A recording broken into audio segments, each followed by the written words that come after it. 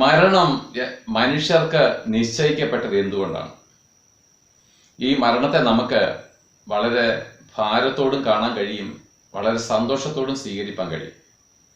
ഒരു മനുഷ്യൻ എങ്ങനെ മരണത്തെ സന്തോഷമായിട്ട് കണ്ടെത്തുവാൻ കഴിയും, അല്ലെങ്കിൽ മരണത്തിന് അപ്പുറത്തേക്കുള്ള ഒരു ജീവിതം അവൻ യഥാർത്ഥമായിട്ടും കണ്ടെത്തിയാൽ, ഈ മരിച്ചതിന് ശേഷമുള്ള ഒരു മനുഷ്യന്റെ യഥാർത്ഥമായിരിക്കുന്ന ജീവിതം എന്തെന്ന് അവന് മനസ്സിലായി കഴിഞ്ഞാൽ, ഈ മരണം അവന് ദുഃഖമല്ല, മരണം നിരാശയല്ല, മരണം അവനെ ഭയപ്പെടുത്തുകയില്ല, അത് സന്തോഷമുള്ളൊരു അനുഭവമാണ്.